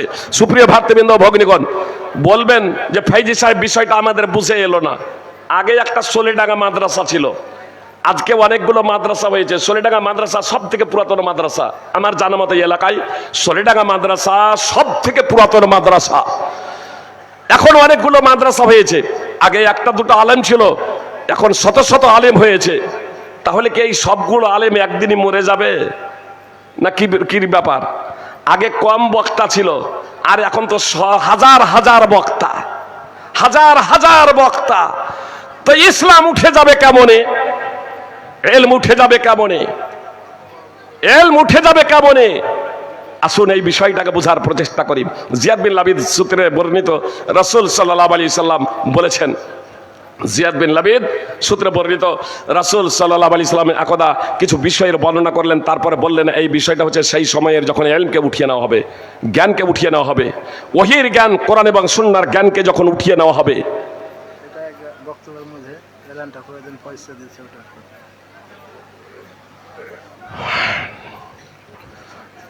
মাশাআল্লাহ। কিসমত শেখ সন্দীপুর উত্তরপাড়া থেকে 50,000 টাকা দান করেছেন। সালাউদ্দিন শেখ 10,000 টাকা, মহিউদ্দিন শেখ 10,000 টাকা,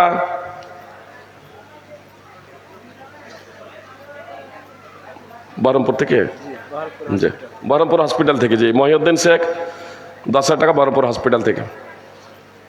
আরে এটা মতিউর রহমান ডিলার চরকতলা 30,000 টাকা। আল্লাহ তুমি তাদের সকলের দানকে কবুল করো, তার উত্তম প্রতিদান দান করো, আমিন। সুপ্রিয় ভাই, আপনাদের কি বলছিলাম,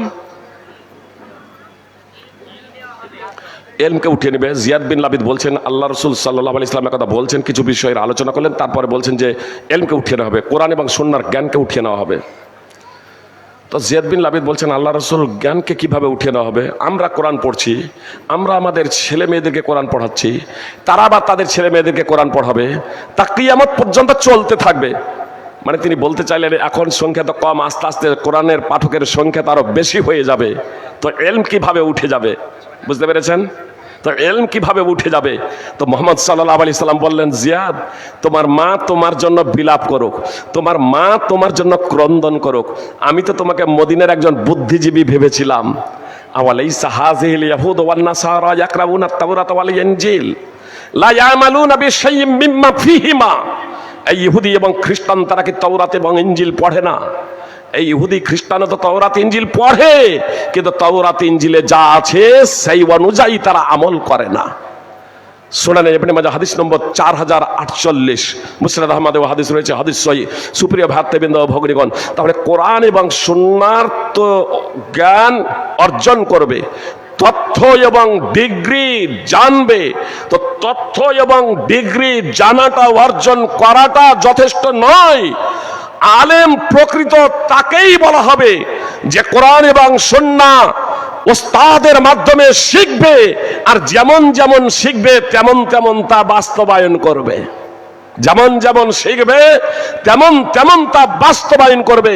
যখন বাস্তবায়ন হবে না বা কোরআন এবং সুন্নাহ ওস্তাদের দ্বারা শিখবে না, তখন সে আলেম হতে পারে না, তখন আপনার জ্ঞানকে উঠিয়ে নেওয়া হবে। সুতরাং আবু দারদা রাদিয়াল্লাহু তাআলা আনহু বলেন, লা তাকুনু আলিমা হাত্তা তাকুনা মুতাআল্লিমা ওয়া লা তাকুনু বিল ইলমি আলিমা হাত্তা তাকুনা বিহি আমিলা।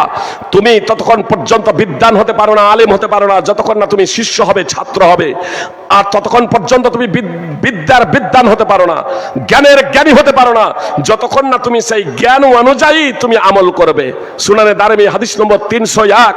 সুপ্রিয় ভাতৃবৃন্দ ভগ্নীগণ, এজন্য কোরআন এবং সুন্নাহ আমাদেরকে শিখতে হবে, এটা অন্যতম শর্ত। মুহাম্মদ সাল্লাল্লাহু আলাইহি সাল্লাম বলেছেন, তালাবুল ইলমি ফারিজাতুন আলা কুল্লি মুসলিম।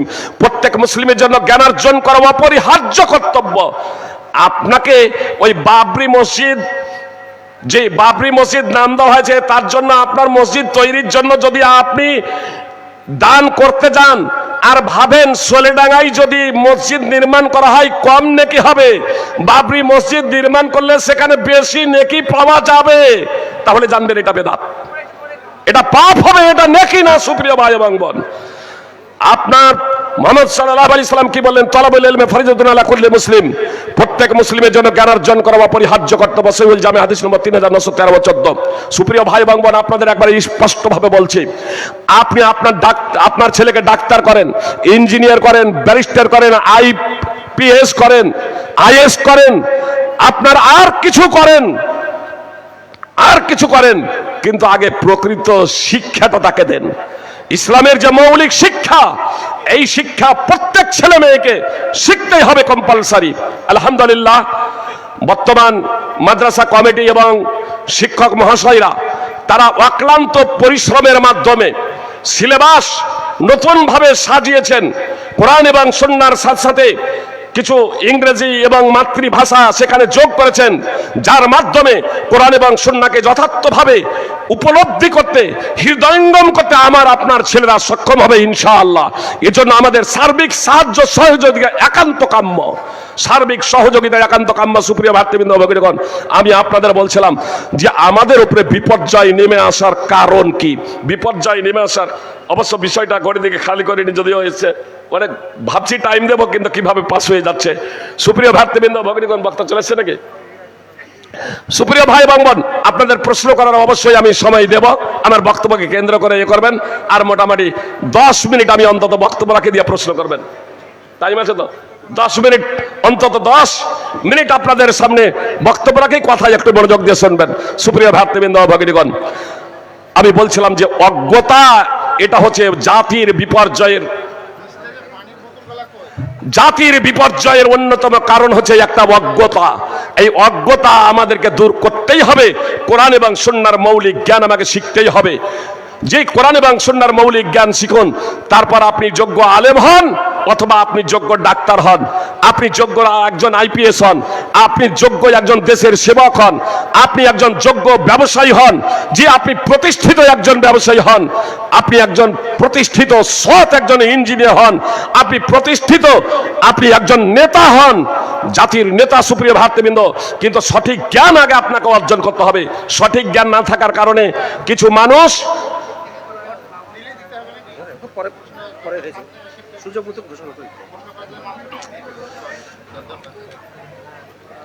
আগের যখন হলো অবশ্য শেখ, পরে বলছিলেন, বলে দিই উমর ফারুক শেখ, সোলুয়াডাঙ্গা থেকে 10,000 টাকা। ইনি ইমানি ফজলত শেখ ইমানি মোল্লা হাফিজাহুল্লাহ, ইনি হচ্ছেন আমার একজন যোগ্যতম শিক্ষক। তার কাছেই আমি প্রাথমিক শিক্ষাটা অর্জন করেছি, আলহামদুলিল্লাহ। আব্দুর রহমান শেখ, চুমরি গাছা, 15,000 টাকা। আল্লাহ তাআলা তাদের দানকে কবুল করুন। সুপ্রিয় ভাতৃবৃন্দ, ভগ্নীগণ, কথা একটু মাঝে কেটে যাচ্ছে। কি বলছিলাম?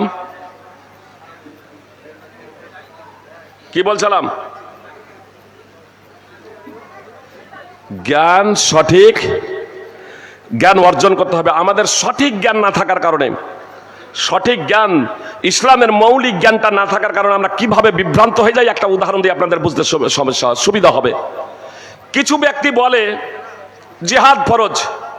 আমাদের মাস্টার আবু ফাইসাল সালমান বলছিলেন যে কিছু ব্যক্তি আছে, তারা গল্প করে আনোয়ার ফাইজি, আব্দুল্লাহ সালাফি এরা কোনো কিছুই না। আল্লাহ মানে শুধু আনোয়ার ফাইজি আর আব্দুল্লাহ সালাফি বলে নয়, আল্লামা নসরুদ্দিন আলবানী, শেখ ইবনে বাজ রাহিমাহুল্লাহ, শেখ ইবনে ওসাইমিন রাহিমাহুল্লাহ, আরবের বড় বড় সারা বিশ্বের শ্রেষ্ঠতম আলেমরা এদের কাছে কোনো কিছু না, এদের কাছে কোনো কিছু না। তার কারণ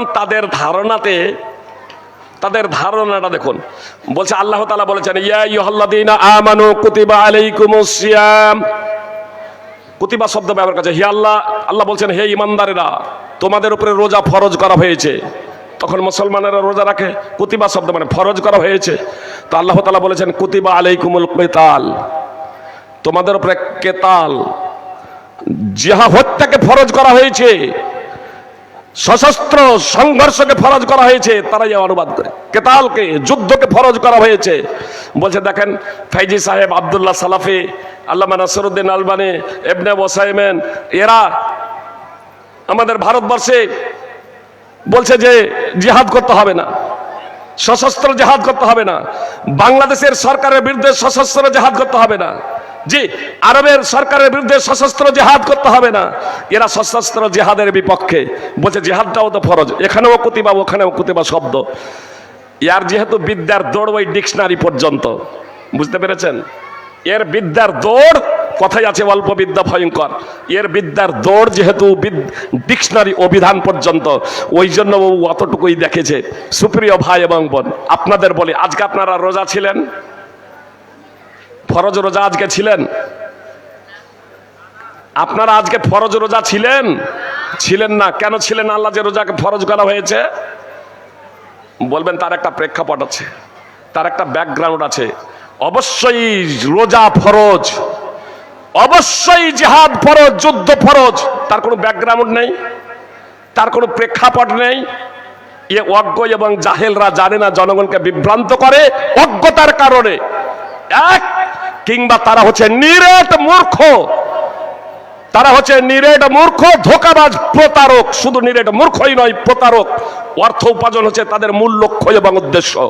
এতদিন পর্যন্ত তারা সশস্ত্র জিহাদ ফরজ ফরজ করছে, আর জনগণের কাছে আপনার টাকা চেয়ে যাচ্ছে, আর আপনারা ওই জিহাদের লোভ লালসায় তাদেরকে টাকা ঢেলে দিচ্ছেন। সুপ্রিয় ভাই এবং বোন, আপনাদের বলবো, আপনারা এই টাকা ওই প্রতারকের ফাঁদে পড়ে টাকা দিচ্ছেন, প্রতারকের ফাঁদে পড়ে টাকা দিচ্ছেন, সাবধান হয়ে যান।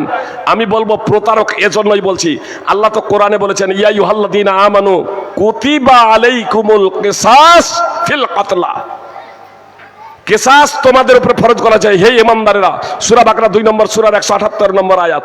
আল্লাহ বলছেন তোমাদের উপরে কুতিবাতে, যুদ্ধের জন্য যে শব্দ কুতিবা ব্যবহার করা হয়েছিল সেই শব্দই তো কিসাসের জন্য। জি, কেউ যদি কাউকে হত্যা করে, মনে করুন আমার কাউকে কেউ হত্যা করলো, তো এবার তার প্রতিশোধ হত্যা। অবশ্যই এরও ব্যাকগ্রাউন্ড আছে, কিন্তু ওরা তো ব্যাকগ্রাউন্ড তো বুঝে না, তো ব্যাকগ্রাউন্ড বুঝে না, ফরজ। তাহলে কেসাসও তো ফরজ, কেসাস ফরজ, ওরা তো এটা একবারও বলে না। তার কারণ কেসাস ফরজ যদি বলে তাহলে তো জনগণ টাকা দেবে না। যদি বলে কেসাস ফরজ, নিহতের বদলে প্রতিশোধ নিতে হবে, হত্যার বদলে হত্যা, তাহলে জনগণের কাছে টাকা পাওয়া যাবে না। জান্নাতের লোভ দেখে এখানে টাকা পাওয়া যাবে না, এর জন্য কেসাস ফরজ তারা একবারও বলে না। কিন্তু জিহাদ ফরজ, আর কিছু অল্প শিক্ষিত ব্যক্তিরা তারা জান্নাতের লোভ এবং লালসায় তারা সেখানে অর্থ ঢেলে দেয়। আমি আপনাদের বলছিলাম, আপনি মসজিদ নির্মাণ করবেন, সুপ্রিয় ভাই এবং বোন, তো আগে জায়গা নির্বাচন করতে হবে না? জায়গা অফ করতে হবে না? গিয়ে জিজ্ঞেস করবেন যে আপনি ট্রাস্টের নামে তো 9 কাঠা জায়গা রেজিস্ট্রি করেছেন, মসজিদের জন্য জায়গা কিনেছেন, তাহলে মসজিদের জন্য এখন পর্যন্ত জায়গা কিনে নেয়। ইদানিং আমার বলছে যে ফেক, মিথ্যা নাকি বলতে পারবো না, ফেসবুকে আনন্দবাজারে দেখছিলাম, বলছে আপনি আসলে আল্লাহর মসজিদ নির্মাণ করার জন্য এটা করেছেন, আল্লাহর সন্তুষ্টির জন্য মসজিদ নির্মাণ এরকম করছেন? মসজিদ নির্মাণ আসল উদ্দেশ্য না তৃণমূলের বিরুদ্ধাচরণ মূল উদ্দেশ্য? বোঝা তৃণমূলকে হারানো। কি লক্ষ্য উদ্দেশ্য? আমি তৃণমূল, আমি পার্টি করি না, জেনে রাখবেন, আমি কোনো পার্টি করি না। জি, তৃণমূল হোক, কংগ্রেস হোক, বিজেপি হোক, আরএসপি হোক, আমি সেই প্রেক্ষাপটে আমি যাচ্ছি না। আমি সাধারণভাবে বলছি, ধর্মকে নিয়ে আপনি রাজনীতি কেন? কেউ যদি বলেন ফাইজি সাহেব যখন মমতা ব্যানার্জি আপনার দীঘায় যখন মন্দির করলেন, সে তখন আপনি বললেন না ধর্মকে নিয়ে রাজনীতি কেন? কুকুরে যদি কামড়ায় আপনি কামড় দেবেন নাকি? কুকুরে যদি কামড় দেয় আপনি কামড় দেবেন? যে অন্য যদি ভুল করে, আপনি যে মুসলমান, আপনি যে মুসলমান, আপনাকে আমি বলবো, অবশ্য আমি দার্থহীন ভাবে আজকে বলে নয়, এর আগেও আমার বক্তব্য অনেক দেখবেন, যখন আপনার প্রসাদ যখন পৌঁছে দেওয়ার যখন কথা বলা হয়, আমি নির্দ্বিধায় আমি বলি, এটা ধর্ম যখন ধর্ম যার যার উৎসব সবার, এটাও আমি দার্থহীন ভাবে বলেছি, এটা সঠিক নয়। কোন নেতা, যে তৃণমূলের কোন নেতাও যদি মঞ্চে যদি এসে দিয়ে কথা বলে, এই গত কয়েকদিন হলেই বলছিলেন, আমি সঙ্গে সঙ্গে তার প্রতিবাদ করি। যেটা ভুল সেটা ভুল আমাকে বলতে হবে। অন্যজন যদি শিরক করে, অন্যজন যদি বিরাট করে, ধর্মবিরোধী যদি কাজ করে, তাহলে আমার জাতি আপনি করবেন কেন? আমার ছেলেকে আমি যতটা মারতে পারবো, আপনার ছেলেকে পারবো? তা আমার ছেলেকে, আমার জাতি হচ্ছেন আপনারা। আপনাদের যতটা আমরা আলেম, আমাদের দায়িত্ব কর্তব্য আপনাদের যতটা সংস্কার সংশোধন করার জন্য যতটা কথা বলা, ও মুসলিমকে তো আমি বাধ্যবাধকতা করতে পারি না। লা ইকরাহা ফিদ্দিন, ধর্মের মধ্যে বাধ্যবাধকতা নাই। কার জন্য? আমার ছেলে নামাজ পড়ে না, আমার ছেলে নামাজ পড়ে না, 10 বছর হয়ে গেছে, এখন আমি স্বাধীন ছেড়ে দেবো? 15-20 বছর হয়ে গেছে, বিছানায় শুয়ে আছে, আযান দিচ্ছে মুয়াজ্জিন, হাইয়া আলাস সালাহ, হাইয়া আলাল ফালাহ, আমি নামাজ পড়তে যাবো, ছেলেকে ডেকে যাবো না? আল্লাহ রাসূল সাল্লাল্লাহু আলাইহি সাল্লাম বলেছেন, 10 বছর হয়ে গেলে নামাজ না পড়লে তাকে মারো, মারো। শুনেন আবি দাউদ হাদিস নম্বর 495। কিন্তু আমি তো আপনার ছেলেকে মারতে পারবো না। তাহলে আমার ছেলে মুসলমান, এদেরকে বাধ্য করা যাবে, কিন্তু অমুসলমান আপনার ছেলেও যদি হয়, আর যদি অমুসলমান হয়, তখন আপনি বাধ্য করতে পারবেন না। সুতরাং আনসার যাদের সন্তান আপনার ইহুদি হয়ে গিয়েছিল মুহাম্মদ সাল্লাল্লাহু আলাইহি সাল্লামের মদিনা যাওয়ার আগে, একটা পর্যায়ে ওই আনসারেরা বলেছিল, আমার ছেলেদেরকে, আমাদের সন্তান যারা ইহুদি হয়ে গেছে, তারা যেহেতু মুসলমান হয়ে গিয়েছিলেন, তারা বললেন আমরা আমাদের সন্তানদের মুসলমান বানিয়ে দেব।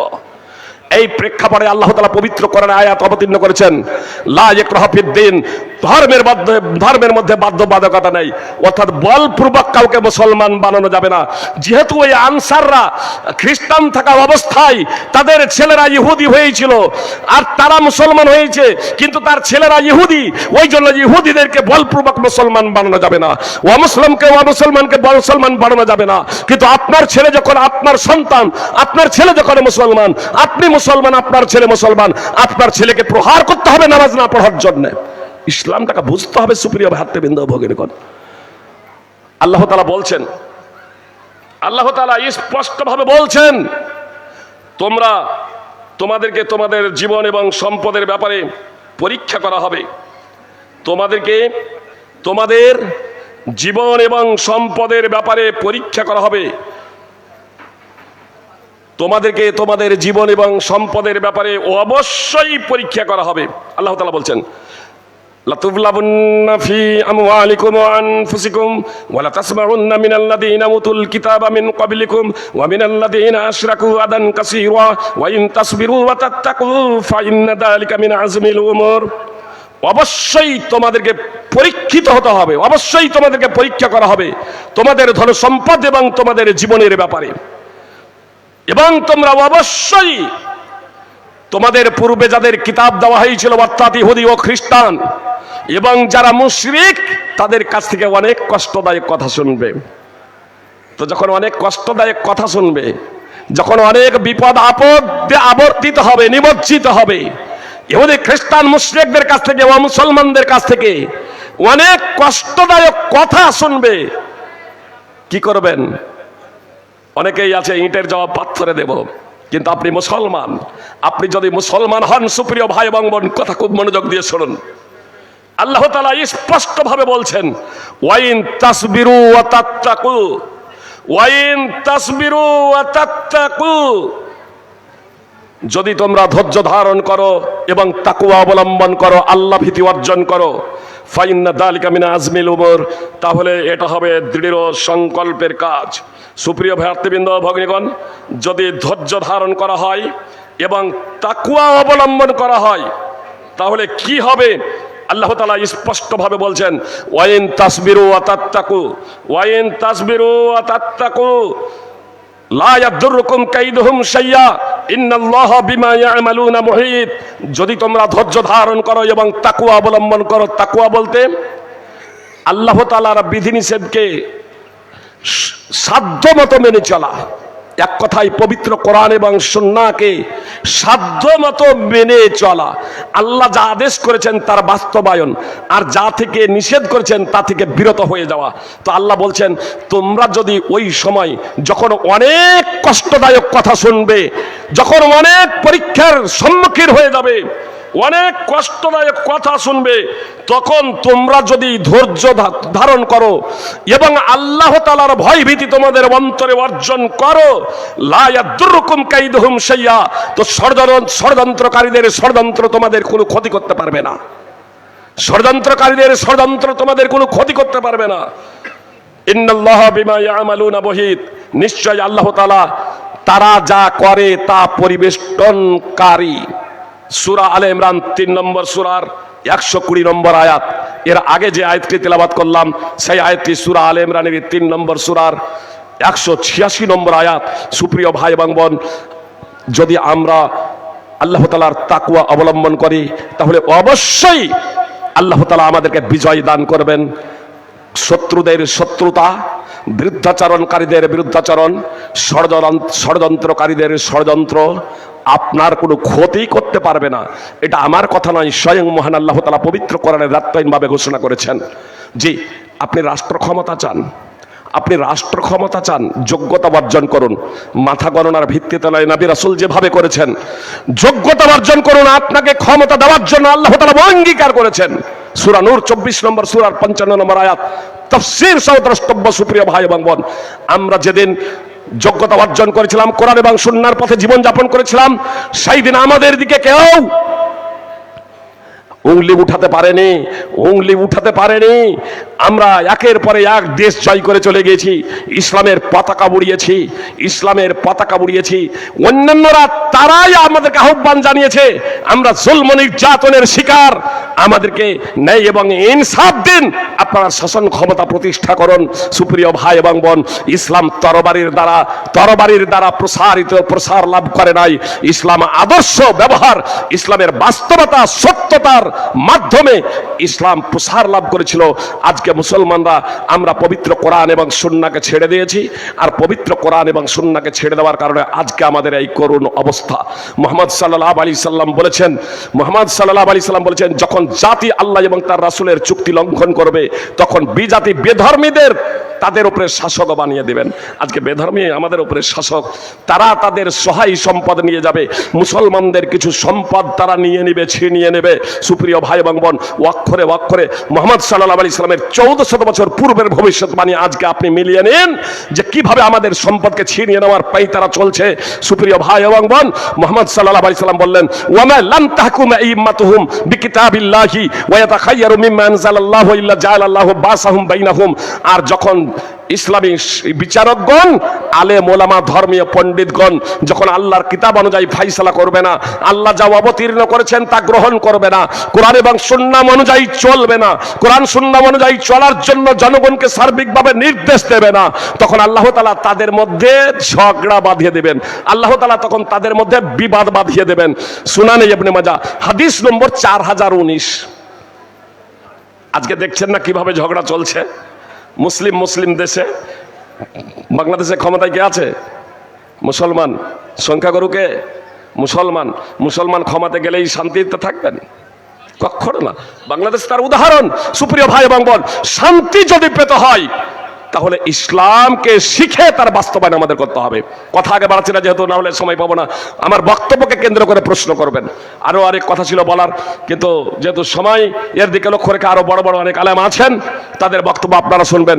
আপনারা প্রশ্ন করার আপনাদের স্বাধীনতা দিলেন, আপনারা প্রশ্ন করতে পারেন। আমার বক্তব্যকে কেন্দ্র করে আবারও বলছি, বুঝার প্রচেষ্টা করুন।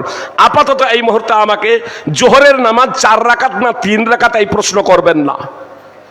আমার বক্তব্যকে কেন্দ্র করে যদি আপনাদের প্রশ্ন থাকে তাহলে আপনারা প্রশ্ন করেন, অন্যথায় কোরআন এবং সুন্নাহ মনোযোগ দিয়ে শুনেন এবং কোরআন এবং সুন্নাহ বাস্তবায়নের সর্বাত্মক প্রচেষ্টা করেন।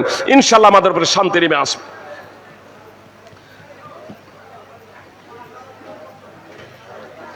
এটা বক্তব্য আলোচক আসেনি, এটা বক্তব্যকে কেন্দ্র করে নয়। প্রথম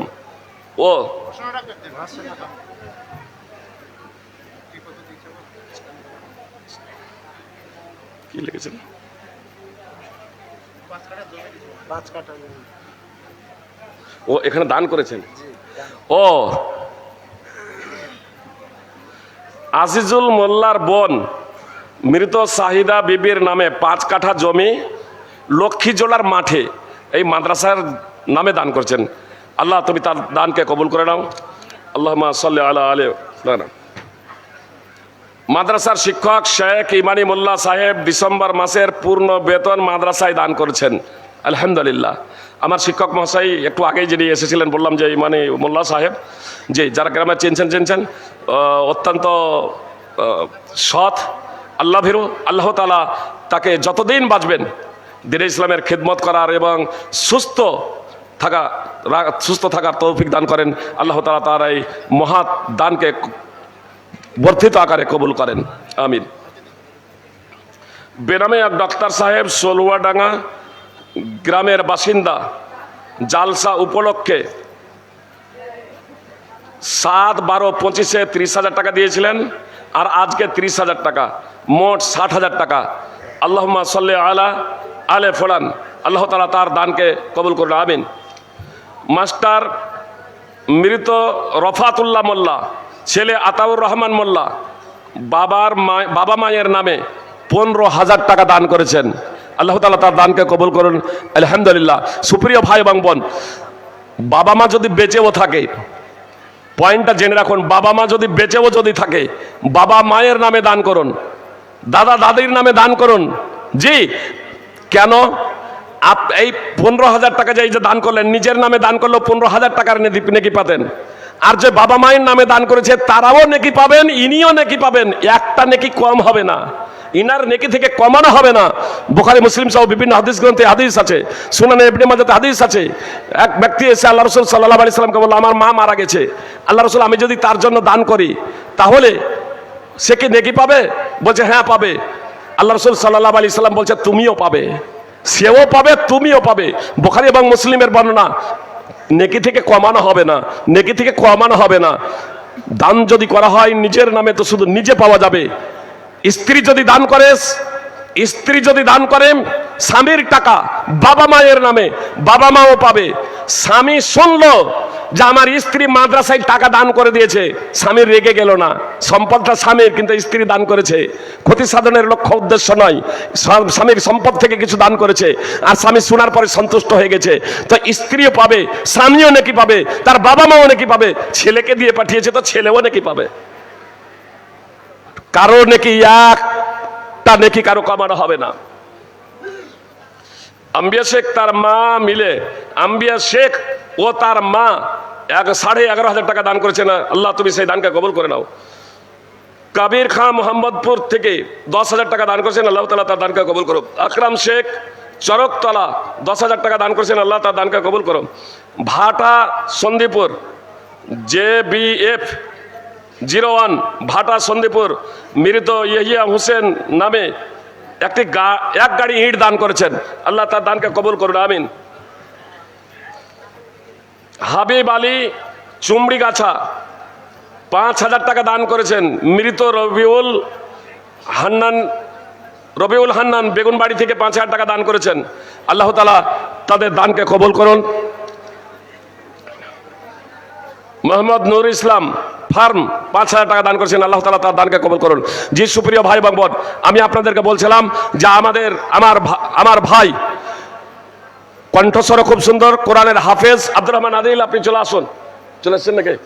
আব্দুর রহমান আদিল, আপনি দ্রুত চলে আসুন। আব্দুর রহমান আদিল, আরে বলবেন তবেই তো শেখ, এতক্ষণ ধরে এবার শেখ আসবেন। আপনাদের কাছে আমার বিনীত অনুরোধ, আপনারা তার মূল্যবান বক্তব্য শুনবেন।